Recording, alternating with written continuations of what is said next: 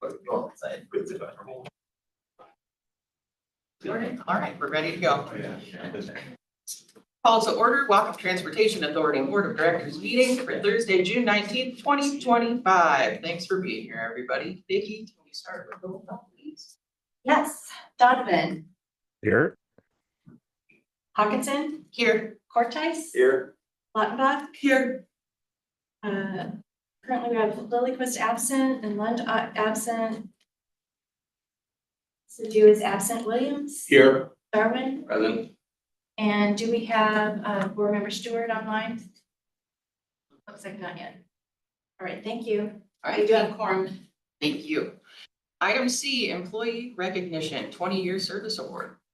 All right, well, I would like to welcome up Supervisor Rocky Hamilton and Transit Operator Phil Winkler to recognize Phil for 20 years of service to WTA and the community. Rocky, over to you. All right. So yeah, Bill started in June 2005. He started on route maintenance. And during that time, that's when they were putting in all the go lines and saw all the stops. He actually, him along with the rest of the crew, earned Employee of the Quarter. They were pouring the concrete, set up the stops, and just worked out. downhill since then. Yeah. It's not true. Strong start. Yeah, which is great. You know, you gotta learn a lot of that aspect. And then in October 2005, he started as a transit operator. He's had 17 years of safe driving, which is really impressive being out there that much. Some of us struggle just driving our regular vehicles safely that way. So really impressive. I do want to say that for Phil, he's been on my team this last year. He drives paratransit, and I've been able to go to him whenever I've had a question. And we've had some great discussions. He's always willing to give that information and share and just teach, which is great. And I think one thing about serving your community for 20 years like Phil has, that really says a lot to his character and who he is as a person. I think a lot of us in this room know that there's a lot of difficulties you have to navigate, a lot going through it. To have 20 years of public service is really important. I think every conversation I've had with Phil, I've always ended with, I appreciate you. And I want you to know that I really do. Wow, And I think everybody in this room does too. I appreciate you. And yeah, I'm looking forward to your continued service. And yeah, and just know that you've made a difference in people's lives in Whatcom County. Thank you. Thanks. So. Thank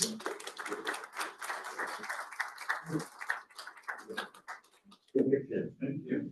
All right, it's been a pleasure serving the community for 20 years. I'll continue. 20 more. 20 more. Thank you, guys. Thank you. Thank you, Phil. Bill. Thank you, Bill.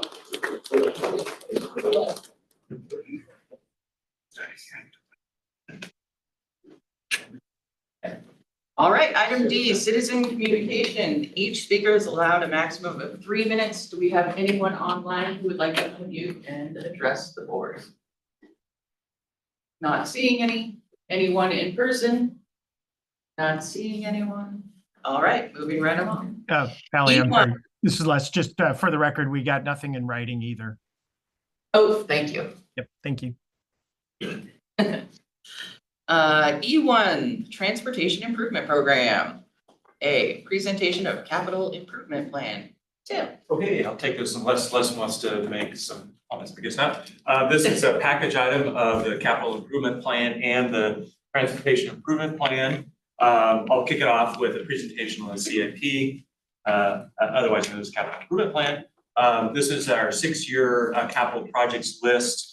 It includes capital projects over $100,000. The purpose is to identify projects and coordinate funding streams so that we make efficient use of WTA's financial resources. And it's a great way for us to show all the capital projects we have lined up for the next 6 years. It enables us to see where we might have some resource gaps and try to find ways to fill those gaps through grant funding and other means. It doesn't set new priorities, and we're not seeking any action from the board at this point, since you're gonna have a chance to review these projects individually as part of our annual budget. So this portion is an informational item. The TIP will be an approval item and a hearing. Everyone will be leading that item, just so you know. Just a note about projects in the near term, that is primarily the ones in 2026, are really considered more certain than the projects in that outlined years typically, because we look pretty far forward out in the future with those capital purchases. However, even with that being said, there might be adjustments in 2026. We know there are a couple projects on the list that could change depending upon certain other acquisitions that you've discussed in the past. But it does give us a pretty good idea of the things that are coming up in the next few years. So with that short presentation, if you have any questions, we'd be happy to answer that. Again, projects that have potential for federal funding get rolled into the TIP, the Transportation Act. Todd? Yeah, thanks. So the category fixed route diesel replacements, is that assuming all those, we're replacing diesel buses potentially with with either electric or something else, or hybrids, or is that replacing diesel buses with diesel buses? I think the simple answer is we're not sure yet, but I'll go ahead and does anybody, Andy, do you want to? I saw Les jump in there. Oh, okay. Just gonna say they're replacing diesels, and we talked about in the past that we would go with hybrids. And as this comes forward, we'll come forward and talk to the board about that particularly. There is a lot of expense difference between buying those, but there's other good things that come with hybrids. So we're doing an analysis. Andy's leading an analysis of what that looks like, hybrids and R99. Yeah, and I guess and I'm been advocating for that, but or just what hybrids or electrics or whatever. But is the federal funding even more uncertain if we're trying to get grants for alternative fuel buses than traditional diesel buses? I would say it's kind of speculative, but from what we're hearing, electrics are going to be tough for electric or hydrogen. You can't even really get hydrogen anymore. It's scaling back. They're not producing them because of the funding uncertainty. But hybrids are looks like the low and no emission grant will continue, and hybrids would be eligible under that source. Thanks. Two questions. The numbers, like on S1, this 6867, is that the quantity of buses in the years? Correct. And how do you know what year it is? Oh, I guess Based on years where they're based on spending money. Exactly. Okay. And then the other question I had is on F7, the paint booth. 6 million, it's a lot of money for paint booth. Yeah, so as Tim was referring, the paint booth and the north lot are ones that there's a lot more analysis that needs to come in that, but we need to track them. Like the paint booth, for example, Andy's working on a business case for that. So there's a lot more to come, but because of the way timing works, we haven't done the full analysis, but need to put it on the CIP. So it's a placeholder is what you're telling me. It's Yes, not sir. a done deal. Correct. And same with the culvert, and the culvert's kind of the same thing then? Correct. All right. And what do we do, how do we paint buses now that works that we can't do? We struggle with performing in-house. We're not adequate, so. There, I mean, I used to, you're doing kind of one panel at a time, Yep, and so you have to kind of disassemble the bus to paint it, and I clear everything out of the bay and then bring that piece in, paint it, put it back together. larger paint booth would allow you to paint, be big enough to fit the whole bus, which is, I think, why they're kind of more expensive than some of the other paint booths. I'm familiar with big paint booths, but this one is really big. And expensive.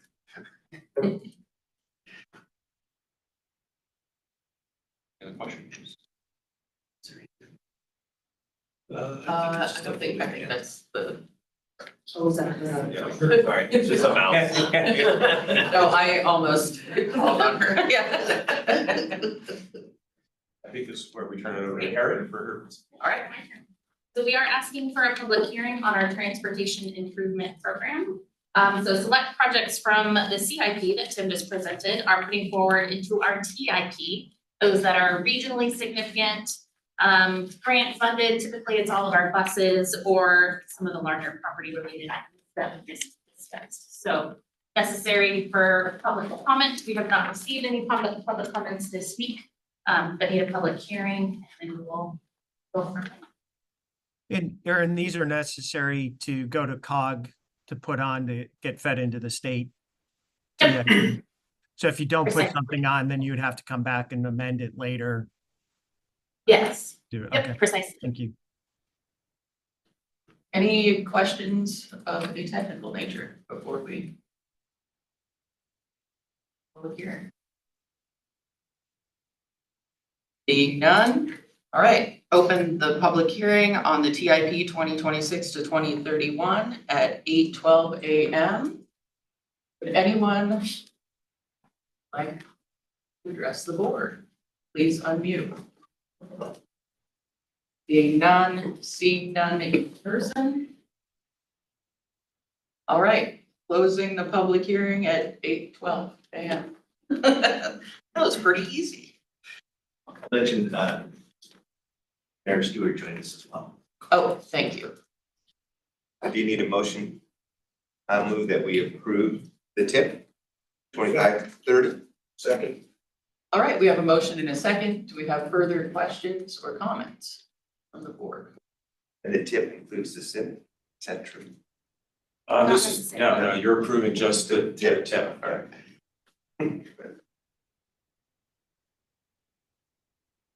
All right, any other, oh, Mary, do you? No. She's just unmuted, okay. We have a motion and a second. All those in favor of approving the tip, please say aye. Aye. Any opposed? All right, that passes unanimously. Thank you, everyone. F1, consideration of setting a public hearing on the Transportation Development Program. Would you like a presentation on this or just seeking approval to set a hearing date at which time we would present the full transit development plan period. So if you'd like to hear more about it today, I can do that. Otherwise, we'll wait until. Anybody have questions or comments about this, or should we? Approval of public hearing for All right. July 17th for Second. CDP. Second. All right, we have a motion and a second. Further questions, comments? All in favor, please say aye. Aye. Any opposed? All right, that passes. Thank you very much. F2, consideration of authorization to purchase Laserfish document management system. Why? Because it's there. Josh. Well, good morning. Yeah, well, we actually purchased Laserfish a couple years back and been working to implement it throughout the organization as a software product that helps to organize a lot of our information and support our, especially transitioning our paper documents to digital. So it's got things to do to support scanning and capturing and workflows and stuff like that. We're bringing this to the board because at year 3, we've kind of exceeded our GM authority over the life of the purchases. So while we're spending about 80,000 this year, we'll have spent over the 212. It should be 212, 127. So we're just getting your guys' authority. Normally, I guess it would be over 250, but I think feel like the math's wrong there. There's a reason we brought it to the board. It was gonna go over 250. So anyways, the contract authority started to exceed the GM's authority. Yeah, well, we could do annual purchases and say that it's under the 150 delegated authority. When it gets over the total, we feel we should come make sure the board's, pardon the pun, on board. Michael? Is this going to be a permanent recurring annual expense or will it change in the future? Reoccurring.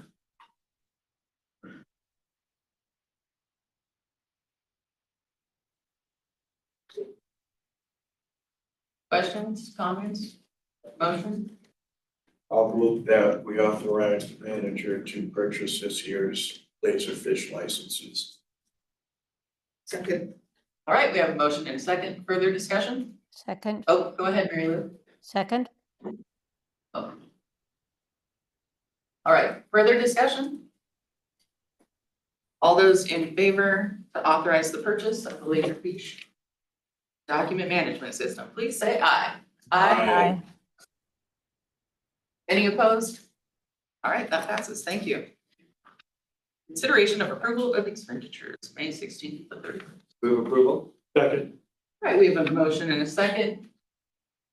Any further discussion? All right, all in favor of approval of expenditures, please say aye. aye, Any opposed? All right, moving right along. G1, annual service performance report for 2024. Tim and Becky. Becky will be giving the presentation. Okay. Service report. Do they come up to the table? Sorry. That's okay. So we're just gonna go over the sort of highlights of each of the services. This year for 2024 was kind of just a flat year where we didn't increase fixed route service. We had the same service with a little bit of increase in ridership. So it's just still recovering back from COVID. So we'll just go through each of the modes high level and then open it up for questions if you have anything left specific. Next. Okay, so for our fixed route ridership, we had 3.76 million rides, which was a 7% increase from the previous year. And this was with no additional service, so that's a good sign that things are continuing to improve. And that gives us, we have 24 boardings per hour system-wide. Okay, next slide. So this graph here shows from 2017 through 2024, just kind of where we were pre-2019. We were just sitting right about 4.5 million. You can see we took a huge dive in 2020 and 2021, and then we've just been sort of on this trajectory up, and we're now at 84% of the 2019 numbers. Okay, so On that, is that typical for all transit systems? I was just having that thought, I should have looked at where like nationwide, how we compare, but I don't know off the top of my head. Anecdotally, we're hearing, yes, it's a slow increase of ridership. So like it's like a city like Metro Seattle, it go up faster because people can more on the bus, or is it same, they're under? I can't say for certain, but I would say I think it They're in reflects this range, yeah. I think it reflects this kind of increase, partly as workers in downtown Seattle, maybe not as many as were pre-pandemic. Yeah, Tim's spot on. Was at the WISTA conference last week and talked about this, and everybody, major systems, community transit, Pierce, everybody's right around this 85 to, or I'll say 80 to 90%. Next slide. So for paratransit, or ADA service that serves people with disabilities was at 180,000 boardings, and this was a 5% increase from the previous year. And this services were at 3 boardings an hour. And so it's slightly less than fixed route, but it tends to mirror, because we have the same amount of service when we would expect it to be somewhat similar to fixed route. So that seems to be what we would expect for paratransit. Okay, next slide. This also shows that we're sort of just on this steady trajectory back up to what we were, and we're at 83% of 2019. So seems to be similar to the fixed route trend, where some people have not chosen to come back. Okay, next slide. Our zone service, which is our service that operates 1 or 2 days a week throughout zones in the county, where you can get a ride from that zone into Coronado or Bellingham Station.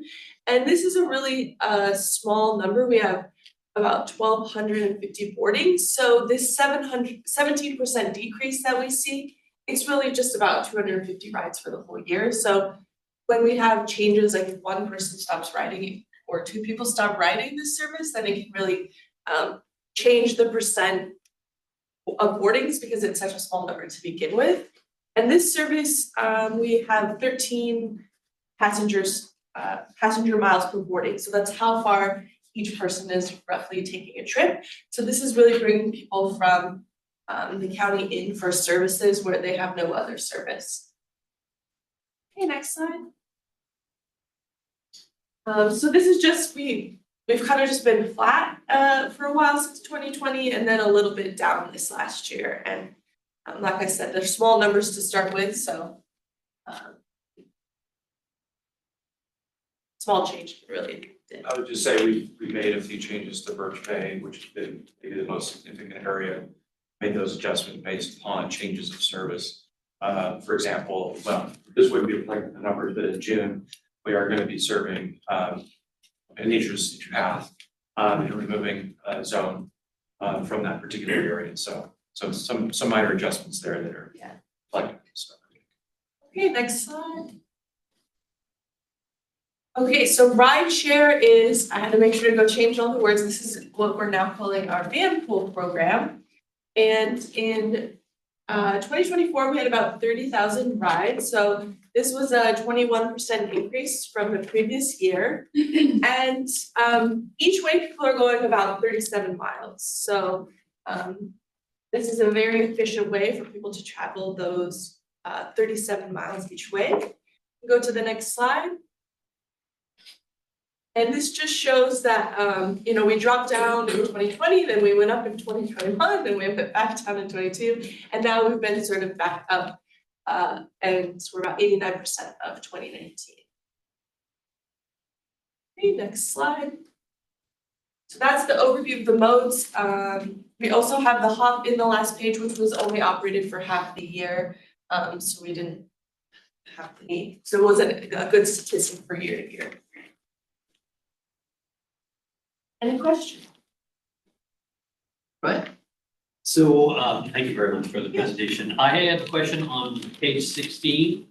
That's where we show some of the routes color coded by whether or not they're meeting certain performance characteristics. My question is, does this color scheme look any different than last year? Are there any routes which are trending greener or trending red? Yeah, it was pretty much, there might have been like one that went from like a green to a yellow, but there was nothing significant of note. Like for the on-time performance, it was all very similar. And the boardings per hour.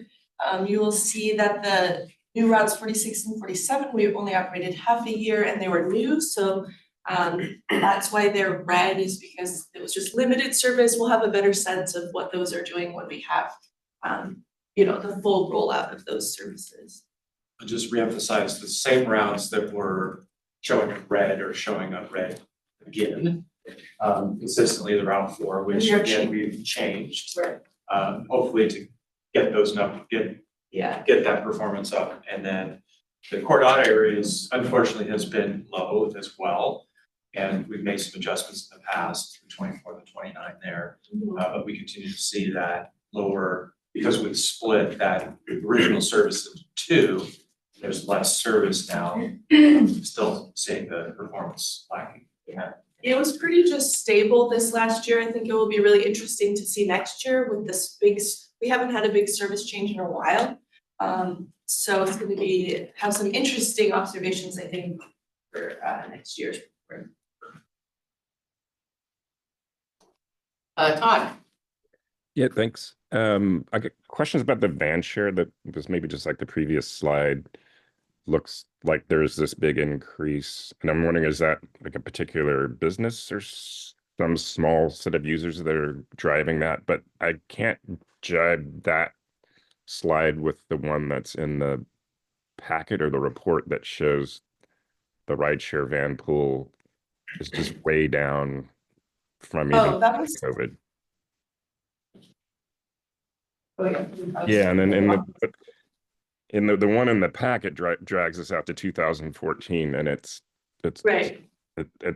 I'm just curious about this. Makes it looks like it's going up, and the other looks like it's just going nowhere but down.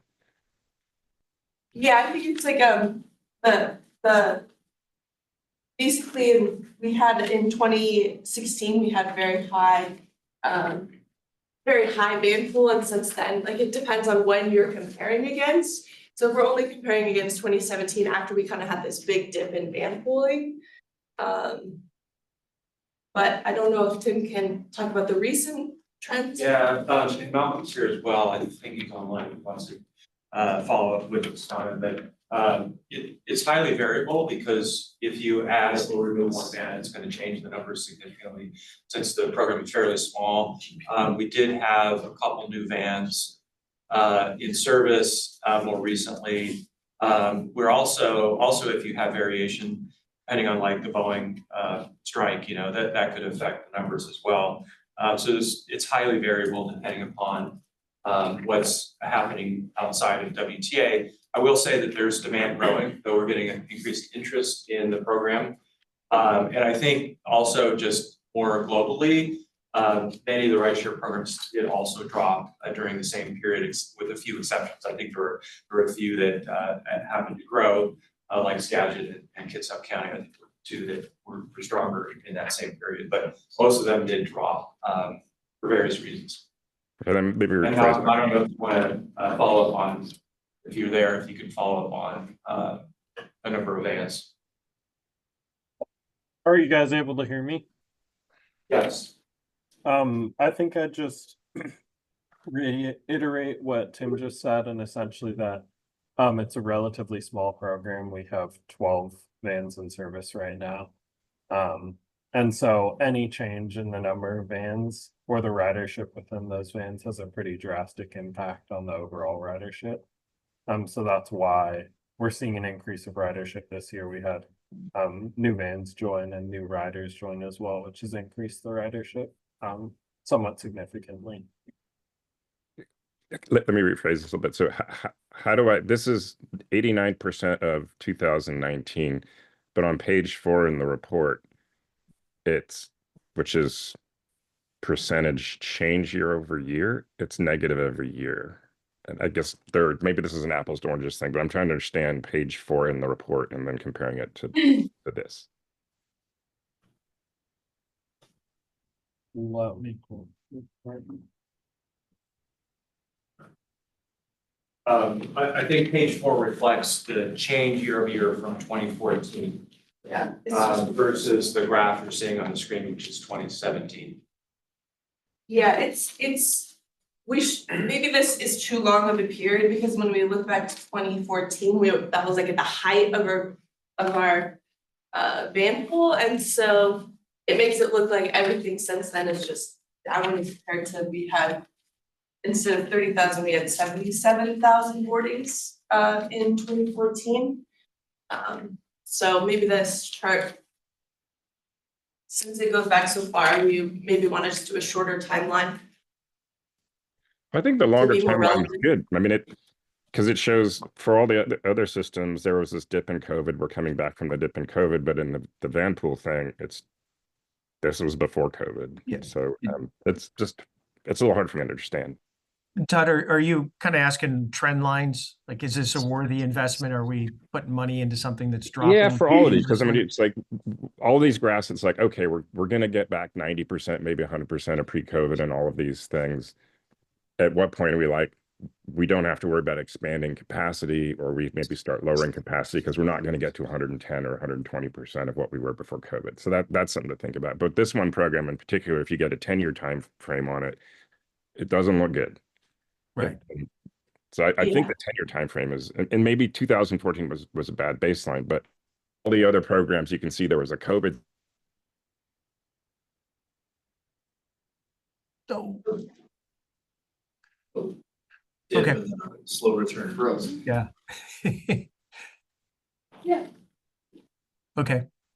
We can talk more about that, Tim, and we can come back later with kind of trend lines, what we see from that and what takeaways are. Got one more question. on page 16. I guess I kind of understand the three categories, but if I look at routes 29, 46, and 47, and $8.45 cost per passenger, and then 171. I mean, how do you set the thresholds that one threshold at $8.45 is bad, and then 171.75 is bad? Yeah, How can they be that far apart and both be bad? it's just basically, once you're over a certain dollar amount, which looks around like the $6 mark, it's just, then you just get red, no matter how bad you get. And so I hear what you're saying, like there's a big range in the bad. And for this one, I think we've eliminated the 46 and just gone with the 47. So the 46 is a really short route, and so there's not a lot of opportunity to ride very far, which is why the cost per passenger mile is so high. So I think next time we do this, or we can look, it takes a little bit of time for a route with new full day service for people to change their habits to start using it more, but I think that was one of the reasons why we eliminated the 46 is because it was too short of a route to really perform well. I guess maybe what would help then is the definition of the thresholds. Okay, Somewhere yeah, in for the each report. one, yeah, we have a Because now we separate. look at it and we go, what is it? Yeah, and those emerge from our service guidelines, and we can certainly share that, maybe have a reference to that. But is every route the threshold different? Or is We do got a have- threshold for the corporate? Go ahead, sorry. Yeah, is it the same threshold for the whole service, or is there different thresholds depending on the route? It depends on the type of route. So we have 4 different categories of routes. We have frequent, we have small, we have urban, we have small cities, rural, and we have regional. So we have different thresholds for each of those categories. So this would fit into the urban category. So it may be a higher threshold than we would have for small cities, rural, where I guess the expectation, more people in that riding, that sort of thing. And so that threshold would presumably be different than some of the other categories. But we can certainly share that, like that might be helpful, right? Yeah, we have it in a separate document, but that's not helpful when you're looking at it. I guess I have to thank somebody because cost per boarding is there, because last meeting I asked, how much more is it for a Linden boarding than a Bellingham boarding, and now we have cost per boarding entered. That's the first time I've seen that information in a graph. So thank you. Yeah.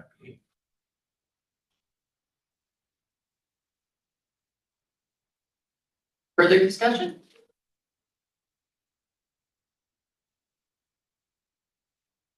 Thank you.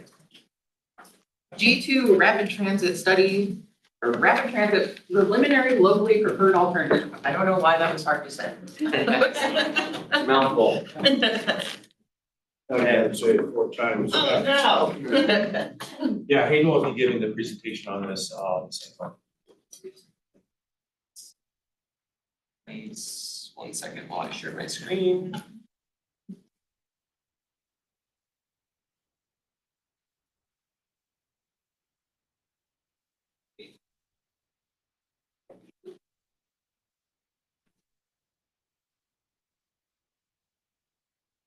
Okay, thanks for having me, everyone. For the record, Hayden Richardson, Transportation and Land Use Planner. We also have Stephanie Perstein on the call, who is with Transpo Group, who's been helping manage the Rapid Transit project.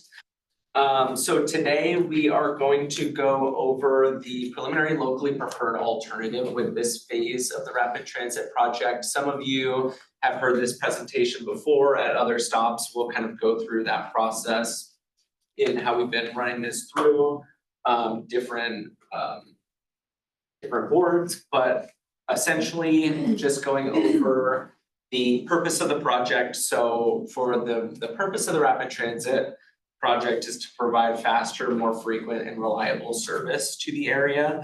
It's essentially looking at enhancing what our current high frequency corridors are in our GO lines.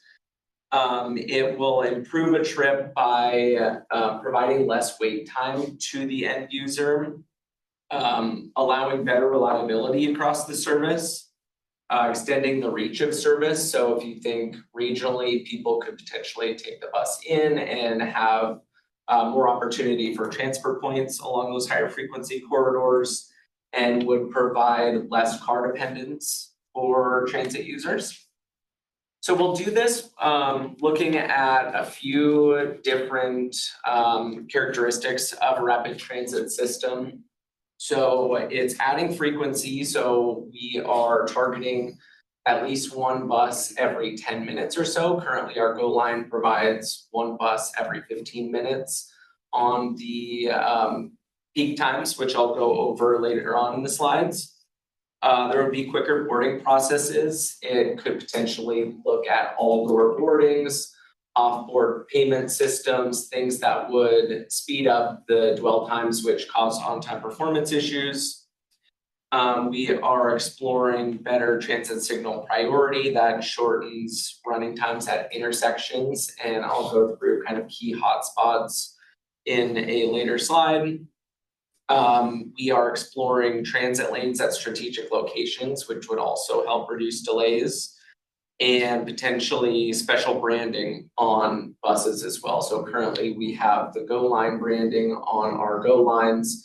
It would be exploring kind of other alternatives for higher frequency opportunities.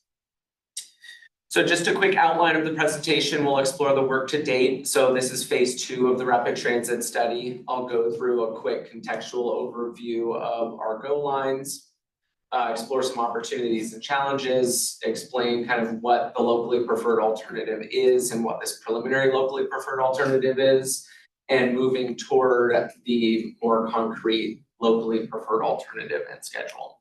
Can I just ask the technology? Why is it called locally preferred alternative? Is there somebody else who is not local who also has an alternative they prefer? Potentially. So if, let's say, we were to explore the full bus rapid transit system, it would potentially require us to obtain federal grants through FTA programs like Small Starts.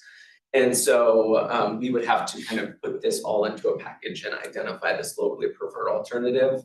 Depending on what that package looks like, the federal government may also have preferred alternatives, if that makes sense. Yeah, we're basically taking the terminology that's in common usage around seeking federal funding with what's called a locally preferred alternative, LPA. It's a common term. We've used that term even if we're not moving forward with small starts, just because I think it's a good way to kind of characterize where we think we should be headed in the project. Yeah, and I should also note that the locally preferred alternative is specifically not a WTA preferred alternative, because this will also be run through city council as well. This is a city project as much as it is a WTA project. So that's kind of the explanation there.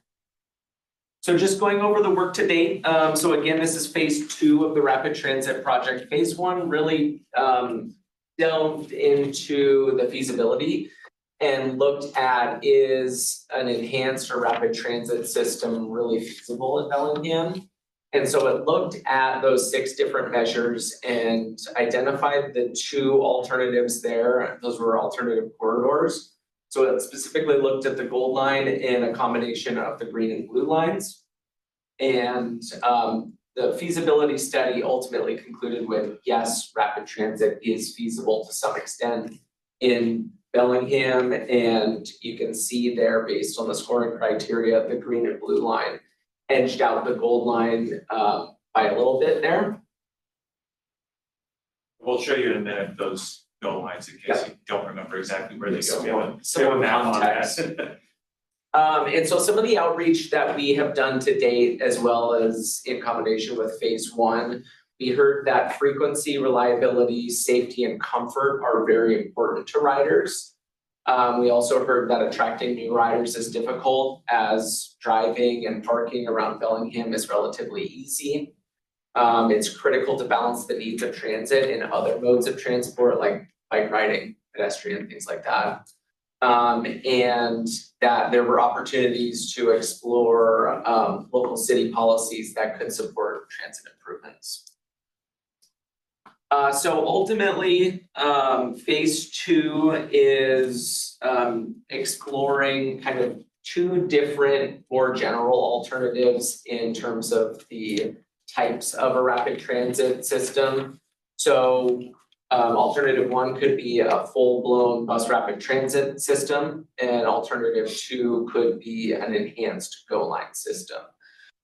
And those two are, they share a lot of similar characteristics. The most important being the increased frequency.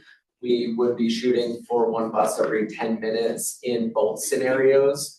The biggest difference would be that a BRT system typically has transit-only lanes in the majority of the corridor, if not the entire corridor.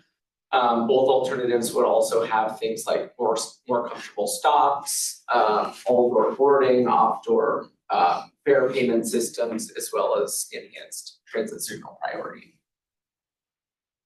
Quick overview on kind of the cost benefit analysis between these two alternatives. So a bus rapid transit system would cost a lot more than a potentially enhanced transit system.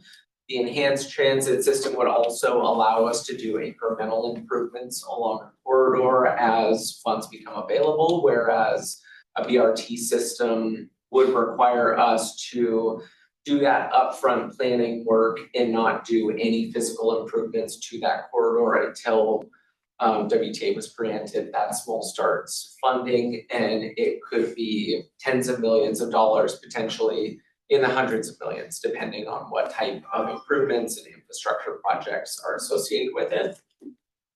And the timeline could take potentially 8 years to implement.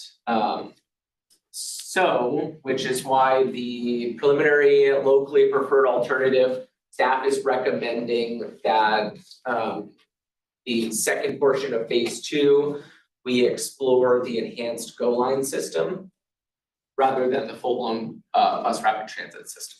I'm just gonna clarify that when Hayden references staff, we do have a project team that's made up of city staff and the WTA staff and consultants.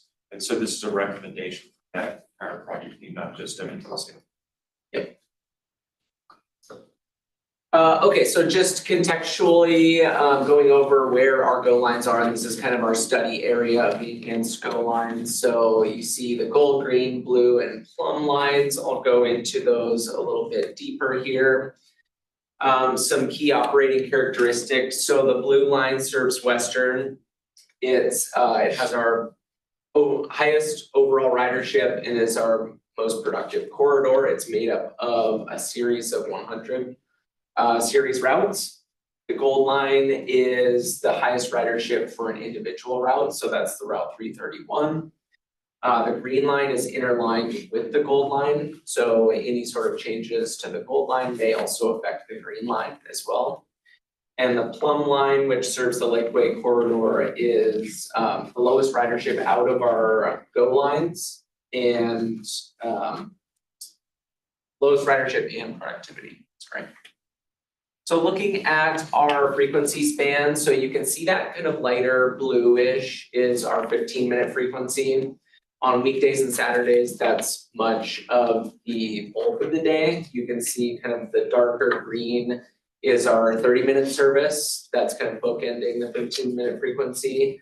And then on Sundays, other than the blue line, you can see that 30-minute service is from about 8 a.m. to 8 p.m.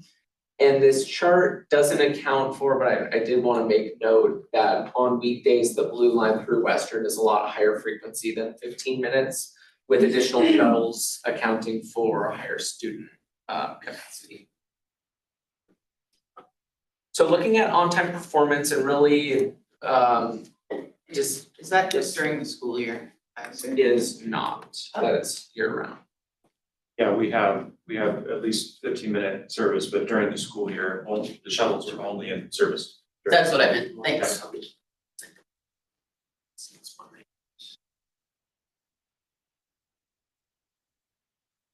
Okay, so looking at on-time performance and when specifically the GO lines could potentially benefit the most increased frequency. So the blue line experiences several delays along Bill McDonald leading up to the Samish intersection, particularly in the PM peak hour when Seabohm High School gets out. The green line, it currently has what we would consider acceptable levels of on-time performance, but it's expected to experience more delays. And just to relate this back to the county's EIS, a little bit further down Lakeway, they identified potential levels of service that can't be mitigated based on growth patterns. So that could potentially affect the Lakeway, sorry, we're looking at the green. I jumped ahead to the plum. We're looking at specific delays along Northwest of Birchwood, sorry. And that would be in the PM peak hour specifically. And the gold line has on-time performance issues, and we've identified hotspots along Alabama and Woburn, as well as Sunset in Orleans. And now the plumb line, looking at the Lakeway corridor and identifying those growth patterns based on levels of service that can't be mitigated, and the PM peak hour congestion there that is along Lakeway as well as in the Lincoln intersection. This is commuters going to Geneva and Sun Valley. That's where we're seeing most of the delay happening. So some opportunities with this project, there are a lot of origins and destinations along these GO lines. And that's part of what makes these our high frequency corridors so successful, in that people have origins and destinations along the way. There are a lot of transit supportive city policies that are being developed currently, especially with things like parking minimum reductions, middle housing, as well as transit-oriented development growth concepts that the city is exploring. The city is also investing a lot in bicycle and pedestrian infrastructure and maintaining that emphasis on urban village growth. Some of the challenges with any area that's growing rapidly, we have increased congestions along these corridors. You can see in that map, the little red circles are identified hotspots where we see on-time performance issues. There's relatively low density development along the corridors. There are a lot of pockets of single family development. Even with the middle housing potentially having 4 to 6 units per residential lot, it may not have the density required for higher frequency service like 10-minute headways. There are limited rights of way when we talk about identifying transit only lanes. And some of the corridors are more circuitous and don't represent what you would think about a typical BRT corridor. So moving towards a locally preferred alternative. So what we are exploring with this phase of the rapid transit system, again, is to identify what we as a local community would view as the best transit project and get the most benefit out of the investment. And so the preliminary locally preferred alternative is really recommended project direction. Sorry about that. Approved by the decision makers. So again, this didn't just go to the WTA board, but previously we also had this discussion with city council and got their feedback as well on the PLPA. And so I'm going to throw it over to Stephanie just to discuss the overall process, especially with the MOU that we're exploring with the city, and then go over next steps in our timeline. So Stephanie, if you want to take it over. Yes, thanks, Hayden. Can everybody can hear me, I'm assuming? Yep. So as Hayden mentioned, we're looking we've talked to the city council and now looking to the board to get approval on the preliminary LPA, which is just giving us direction that yes, we're going to explore these enhanced GO lines further, and take the staff's recommendation. Knowing that really, as Hayden mentioned, this is not just a WTA project, it is something that the city will need to help move forward. Our next steps is to work with the city and WTA to develop a memorandum of understanding. And this will help guide the process and help with future coordination, give you a mutual understanding on how you're both going to help each other and how you can work to get the enhancements or the recommendation for the locally preferred alternative implemented. So we have we're having a series of workshops. We just had one earlier this week. During the workshops, the first step is on the outcomes is developing a shared understanding of the best candidates for the routes. So we talked at the workshop about potential solutions, what are the issues related to the GO lines, and then what are tools and policies that we need in place so we can we would be able to implement the project. And through that first workshop, Trans will work with WTA and the city, the project management team. We have frequent meetings and we'll help develop a draft memorandum of understanding. And then at the second workshop, we will work to review that memorandum with the stakeholder group and make refinements to that, and also work to shape what we would recommend as the locally preferred alternative, including what should be the priorities for implementing the project. So next slide.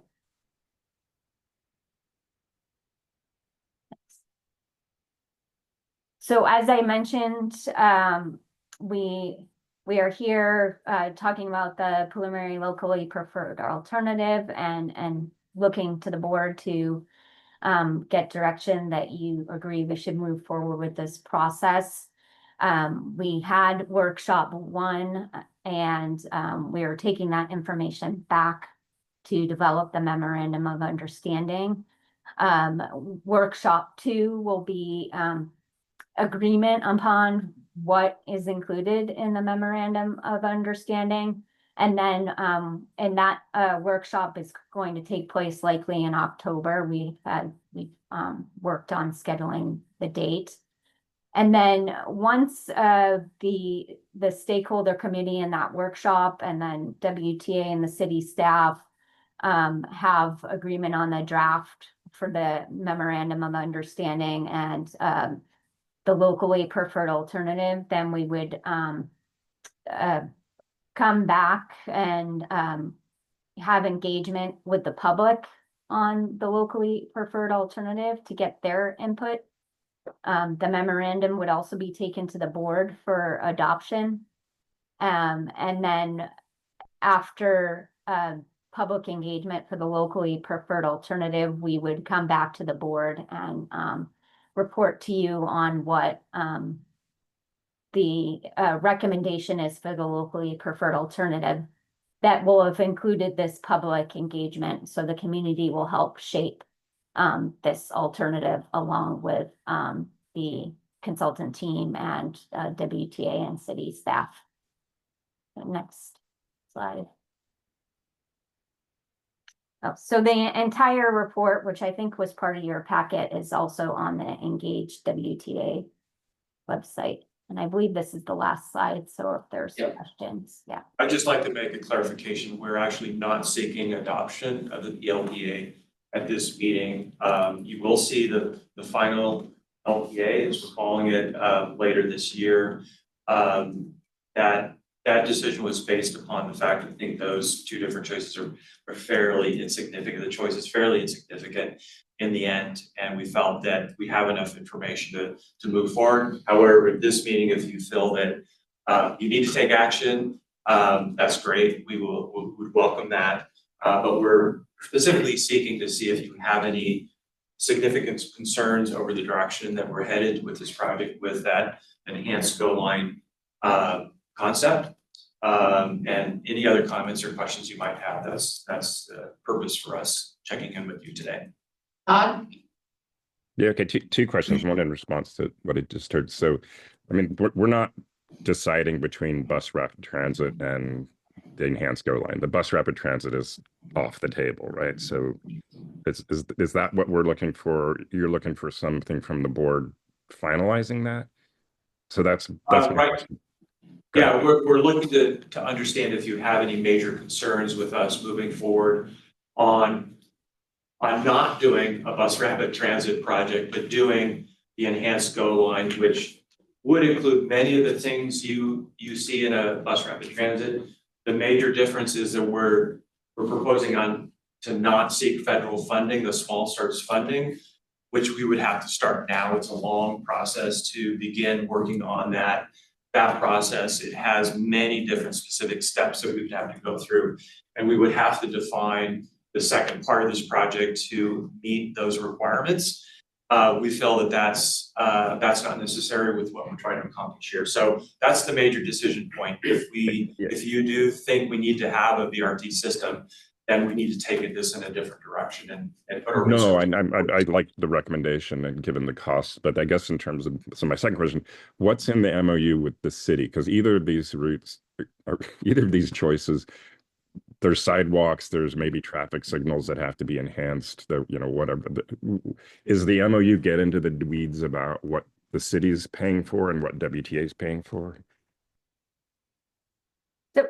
So the MOU won't specifically spell out who's paying for what. It's more of an agreement that you're going to work together.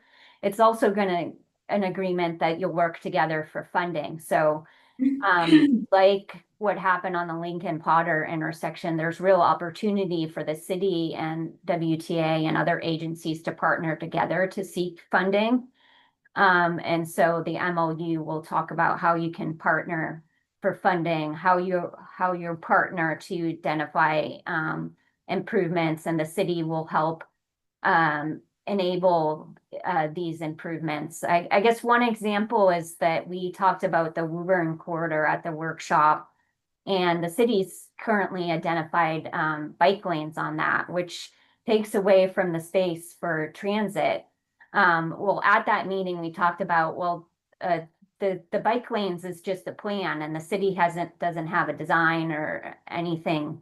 And so the MOU can spell out there's opportunities to change those plans and work with the city to change the plans. And so maybe bike facilities happen on a different corridor, and the city works with WTA to prioritize transit on the Woburn corridor.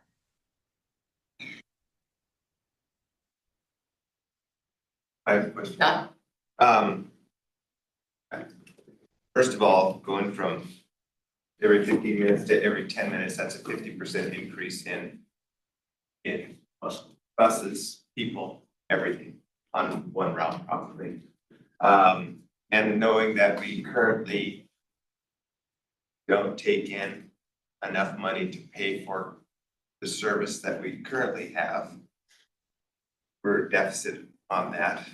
How do we add service without adding money? Or are we looking to Bellingham to implement some new TBD thing to do this? Because I don't think WTA has the money to unless we're gonna rob from something else. And So that's it. Oh, sorry. Yeah, go ahead, Les. I'm sorry. It's the mindset we've been having is preparing ourselves so that we understand the scope and scale of these projects and have them ready to go. So it's sort of like a street project in a city that you do your design, you're going through, you're still looking for your funding stack of how this may ultimately work, but you have your projects together so you can go out and shop it to try to find the money. So this will help define what the scope and scale is so that we can figure out how much it would cost and then how could we fund it to actually make it work. So it's not, by doing this, we are funding it. we'll figure that we'll have to work through that as we come. I think there's a secondary benefit too, because we can start identifying projects that will help the reliability of the service, even without investing additional service. Right. We think that, given some of the delays we're experiencing, there may be a situation where we're gonna enter where we're gonna have to add additional buses just to provide the same level of service. So that's a concern as well. We had to do that a few years ago. I think you were on the board then in 2018 when we had to add 2 buses to the 331 and 232. So that's also a concern. So this allows us to get a little bit ahead of the game. And if there's capital projects that we could get funding for through grants, state grants, then it might help us in that sense. I don't worry about as much about the capital projects to fix things because we can go after grants, but it's operational money that I worry about long term. Michael? Yeah, can I follow up on that? Can anyone tell me, roughly speaking, what is the mix between capital and operating expenses to get to the enhanced GO lines? A lot of it does sound capital, but as Scott pointed out, the 50% increase in buses, which is operational. I agree with Scott. We can, if we have a really good proposal, we could probably get the capital money for this intersection or, this boarding system. Yeah, can you talk roughly about how much the enhanced GO lines is capital versus operating, and for that matter, just for comparison, for bus rapid transit, which is off the table for various reasons, how much of that would have been capital versus operational? I don't think we're kind of in a position to be able to speak definitively about the costs. And I think it really depends on, I think the operational cost depends on where those investments are being made. Just to give you a sense of the scale, we're talking about hundreds of thousands per year to add additional service to say the GO line, right? So you're adding a couple hundred, $200,000, $300,000 to add a couple buses to that line. The scale, I think the capital projects is a lot greater, but it's a one-time expense, right, for those improvements. But we hope to have that at the end of this year's conceptual high level costs that you can see before you decide to move forward with this project. We don't have those today, but that's going to be part of the package. I just have a question. So on this, do we have any projected, because what this is supposed to do is help ridership. So do we have anything on projected ridership? Because as we said, if we're expanding by 50% and we're only projected to get 10% more ridership, then what are we doing? So I guess what I'd wonder is, if we're getting 50% more ridership, are we getting, 50, 75, 100% more ridership? Then in conjunction with that, then do we need to start thinking about, double-decker buses, articulated buses that we need to get, because maybe we run out of capacity on those lines. So that's my question. Yeah, I'd love to spend more time answering that question if we do have time. I know we're kind of running short. I'd love to show you a graph which talks about some studies that have been done about at what point people that are unwilling to take the bus or don't typically take the bus are willing to take the bus. And it's about 12.5-minute frequencies or 10-minute frequencies. So you can see that graph where the capture of riderships really goes up, and that you're capturing people who don't ordinarily ride the bus. 15 minutes is outside of that period. So we feel that pushing it at that 10-minute service would make a big difference. But again, it's, I think your question is good. What the cost benefit of going to that additional service? So that's something that we'll be looking at. Yeah, I guess from my perspective, I don't have a problem going down the road of looking into this, but we got to go in with our eyes wide open. We got to figure out how to pay for the operational part of it. That's the biggest concern I have. The revenue side. Michael?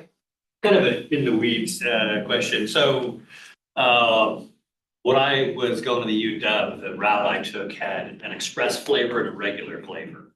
And the way they kept frequency is that during peak hours, there are certain buses that skip the middle of the route, and it really kept frequency. So we have a pretty circuitous route, the Gold Line, and it doesn't go up to Bakerview.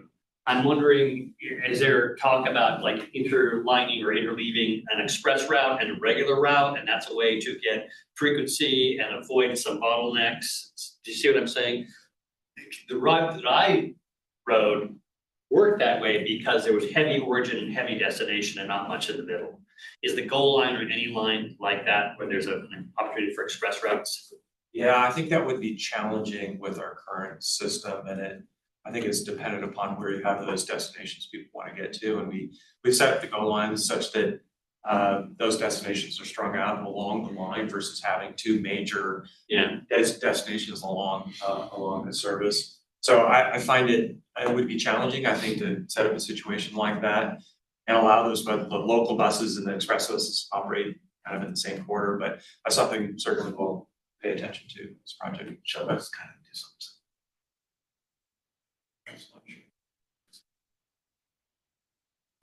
Les?